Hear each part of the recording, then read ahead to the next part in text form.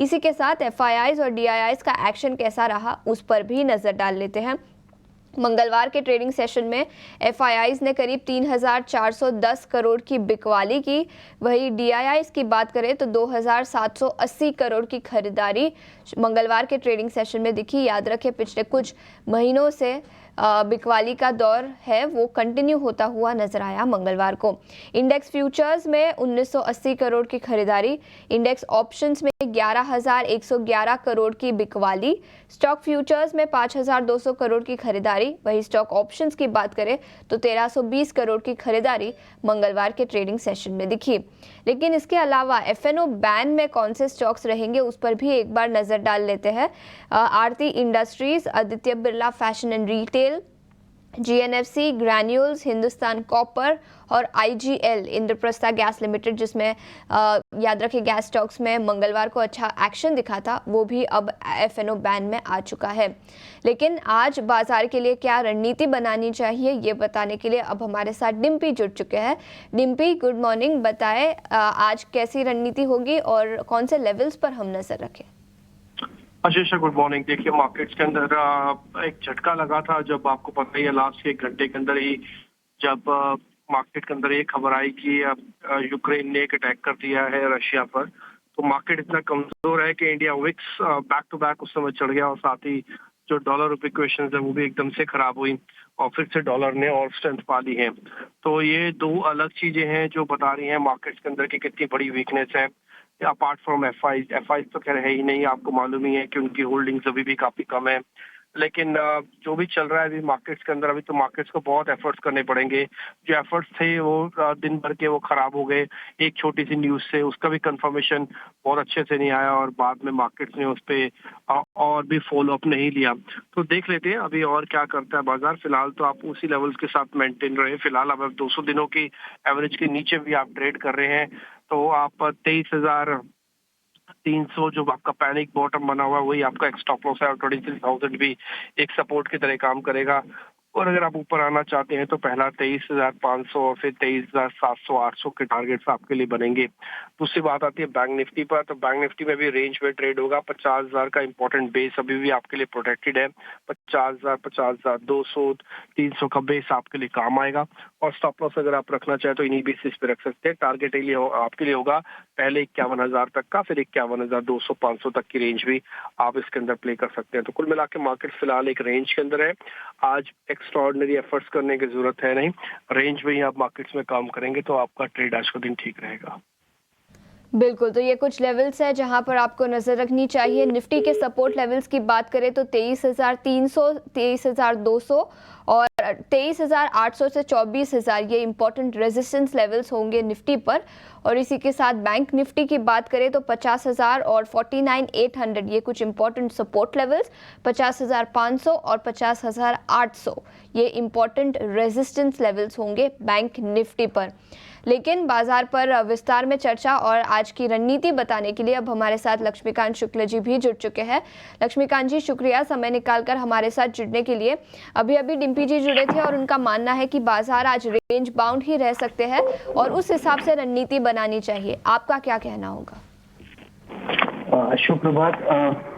जैसा कि हमने पिछले सेशन में देखा कि मार्केट ने पॉजिटिव ओपनिंग किया था, पर जो लास्ट 30 मिनट का जो सेशन था वहां पे फिर से हमें टर्न अराउंड देखने को मिला और निफ्टी ने 23,800 का रेजिस्टेंस फेस किया और वहां से हमें अच्छा खासा सेलिंग प्रेशर देखने को मिला, जिसके द्वारा निफ्टी ने ग्रेविस्टोन डोजी कैंडलस्टिक पैटर्न बनाया है और अभी वो फिर से 200 डीएमए के नीचे आ गया है।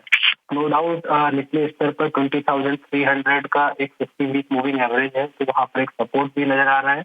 बट मोटा मोटा यही नजर आ रहा है कि जब तक मार्केट 23,800 के ऊपर एक डिसाइसिव क्लोज नहीं देता है तब तक सेलिंग प्रेशर बना रहेगा। और अगर निफ्टी ने आने वाले समय में 23,300 के लेवल के नीचे अगर ब्रेकडाउन दे दिया तो हमें फर्दर सेलिंग प्रेशर मिलेगा और फिर जो निफ्टी का जो अगला जो ठहराव होगा वो आ रहा है 23,180 पर, जहां पर 61.8 फिबोनाची रिट्रेसमेंट भी दिखाई दे रहे हैं। अगर हम बैंक निफ्टी की बात करें तो बैंक निफ्टी में भी सेम स्ट्रक्चर बनता हुआ नजर आ रहा है, बट अगर हम ओवरऑल स्ट्रक्चर देखते हैं बैंक निफ्टी का तो पिछले 3 से 4 दिनों तक बैंक निफ्टी ने अपने 200 डीएमए के लेवल को डिफेंड किया है, जो कि 49,800 के आसपास आ रहा है। बट स्टिल उसे भी फॉलो थ्रू आप मूव के लिए 51,000 के लेवल के ऊपर क्लोजिंग देना जरूरी है। अनटिल अनलेस 51,000 के ऊपर क्लोजिंग नहीं आती है तो बैंक निफ्टी में भी हमें सेम साइडवे मूवमेंट दिखाई दे सकता है। और मुझे लगता है कि 51,000 के रेजिस्टेंस के साथ बैंक निफ्टी एक बार 49,800 के लेवल को भी टच कर सकता है। तो अगर 49,800 के नीचे क्लोजिंग होता है तो हमें फर्दर सेलिंग प्रेशर देखने को मिल सकता है, जो कि बैंक निफ्टी को 49,400 से लेकर 49,200 तक के निचले स्तर तक पुश कर सकता है। तो ओवरऑल रेंज बाउंड मूवमेंट को देखते हुए मैं एक लॉन्ग और एक शॉर्ट रिकमेंड करना चाहूँगा। सबसे पहले मैं अपना लॉन्ग रिकमेंडेशन की बात करना चाहूँगा, जो कि है आयशर मोटर्स। इस स्टॉक में हमें एक कंजेशन ब्रेकआउट देखने को मिला था 2 दिनों पहले। उसके बाद से फिर ये स्टॉक थोड़ा सा कंसोलिडेट हो रहा है अपने अपर लेवल पर। जो ट्यूसडे की जो क्लोजिंग हुई थी वो भी हाई लेवल के पास हुई थी और जो कैंडलस्टिक फॉर्मेशन था वो था बुलिश बेल्ट होल्ड। तो मुझे लगता है कि करंट लेवल पे आयशर मोटर हमें एक अपसाइड का मूव दे सकता है, क्योंकि इसमें ओवरऑल स्ट्रेंथ बना हुआ है। इसमें जो हमारे जो टारगेट निकल कर आ रहे हैं वो निकल कर आ रहे हैं 5,250 के, और जो हमें स्टॉप लॉस रखना है वो रखना है अराउंड दी लेवल्स ऑफ 4,800 का। और जब तक ये स्टॉक 4,800 के लेवल से ऊपर रहता है तब तक हम 5,250 के लेवल एक्सपेक्ट कर सकते हैं। दूसरा मेरा शॉर्ट का रिकमेंडेशन रहेगा। एफएमसीजी सेक्टर काफी दिनों से लोअर टॉप लोअर बॉटम में ट्रेड कर रहा है और मुझे अभी भी लगता है कि उसमें डाउन साइड मूव बचा हुआ है। तो उसी में से मैंने स्टॉक पिक किया है, उसी सेगमेंट में से, वो जो कि है आईटीसी। तो हमें आईटीसी नवंबर फ्यूचर को शॉर्ट करना है around the levels of 467 to 470।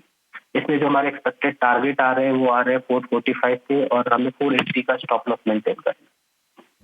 बिल्कुल, तो आयशर मोटर्स पर खरीदारी की राय 5,250 तक के लक्ष्य दिखाई दे सकते हैं और एफएमसीजी सेक्टर से आईटीसी यहां पर बिकवाली की राय 445 तक के लक्ष्य दिखाई दे सकते हैं। शुक्रिया लक्ष्मीकांत जी, समय निकालकर हमारे साथ जुड़ने के लिए और आज बाजार पर रणनीति बताने के लिए। कुछ रिपोर्ट्स के दम पर कौन से स्टॉक्स फोकस में रहेंगे उस पर नजर डाल लेते हैं। सबसे पहले इंडियन होटल्स। याद रखें, मंगलवार के ट्रेडिंग सेशन में कंपनी ने 2030 की अपनी स्ट्रैटेजी निकाली थी और इसी के दम पर मॉर्गन स्टैनली की एक रिपोर्ट आई है।